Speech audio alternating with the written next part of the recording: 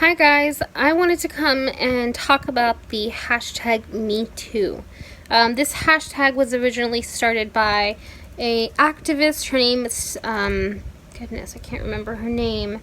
I think her last name's Burke. Yes, Tarana Burke. She founded the hashtag, or the METOO movement in 2006, in order to spread awareness about sexual assault in underprivileged communities of color. Now, I don't think that this movement discriminates against color, education, background, where you came from, if you came from the inner cities or the suburbs. This is a real existing problem that we have had for centuries. And I was confronted with the notion of sharing my story or not, of being a part of that sisterhood of Me Too. I pondered on it for maybe a day or two before I posted my own hashtag of Me Too. And it has given me like a sense of empowerment, a sense of courage that I didn't think I could ever have, because never have I felt that I could acknowledge what happened to me as a young girl. I still am ashamed. I still don't understand why. I still suffer and have this pain of why me? Why anybody? Why you? Why him? It's been a rough few days, a lot of feelings that I haven't acknowledged in so long, because I've just pushed it under the rug to function, to be able to cope.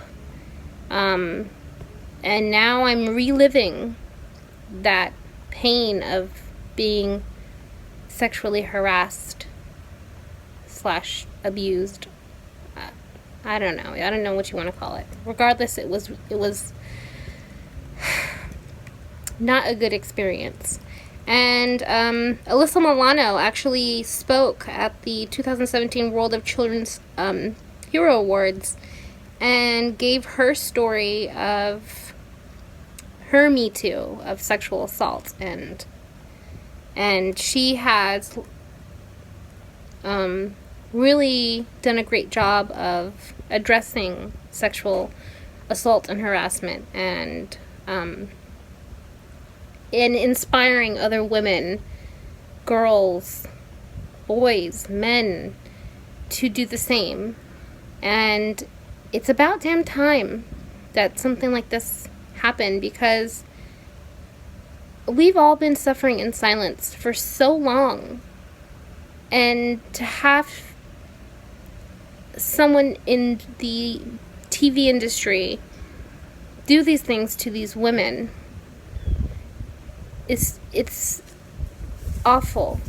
And it's not just people in the industry, it's cousins, brothers, fathers, mothers, sisters, friends, uncles, aunts.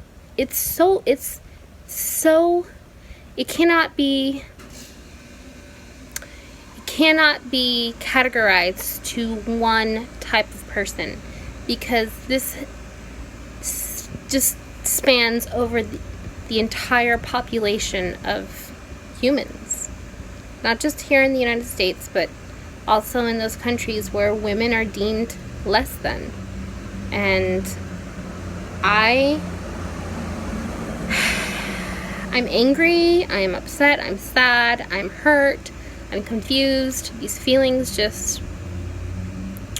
I've gotten so good at not feeling them that it's almost like I'm reliving that moment of the lewdiest act of someone who knew better.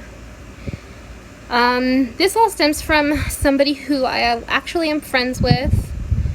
She, which I will not name, posted on Facebook that I don't get the Me Too hashtag mindset, and especially the I believe you. Can someone explain that to me? I have a mind-blowing conversation today with a millennial girl that thought the same way I do about men in general. And her and I are worlds apart on politics and ideology. But we totally get why we have a problem in this country. And hello, America, have you seen or do you know of how women are treated in other cultures? Have any of you marched for the prosecuted young girls in other countries that are enslaved, forced to marry, and bear children to dirty old perverted men? The horrific stories are all over the internet. Let's do something for women that will actually make a world a better place for people. A victim is not a strong woman. You will never be a man. The men will never change just because you hashtag a word that tries to make a movement. It's not going to happen, girls. Some men are awesome. They are protective, they are understanding, they are providers, and they are helpers. But on the other hand, some men are offensive, perverted, selfish, egotistical maniacs that have the women should be pregnant and barefoot mentality. I feel sorry for those guys, actually. Just stay away from those types of men. Is it hard? I know that some women, the issue is real because of sexual and mental abuse. In those instances, women and men have to stand up for that person and do in their power to bring healing and restoration. If you don't, then you are a part of the problem. The problem in this world, or the sickness, is called sin. It will not go away. There is a remedy for that, though. We are all looking for answers. It's human nature. Hashtag seek and you shall find. My door is always open to help people and lend a compassionate ear to someone who's been or is hurting. To tell people my story, to hopefully show them a different perspective on some very dark problems faced by men and women all around me. Hashtag compassion. I could write more, but I'm tired. So, my response to her was, everyone has their own story. I have been scared, afraid, and ashamed to tell mine. Very few know about a little girl that was abused many years ago. This hashtag has given me courage to share what I've hidden for so long, to accept that it did happen and it was not my fault. It opened the door to maybe finding a way to heal from hurt.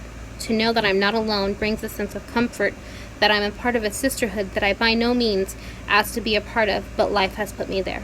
It has given me courage to open up about my pain, a pain that has affected every facet of my relationships with everyone in my life.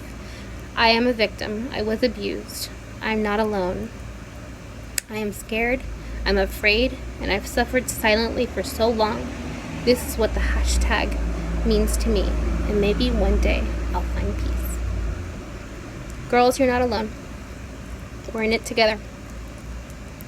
I encourage you to open up and release that hidden pain, because we deserve better. So, with that said, hashtag me too.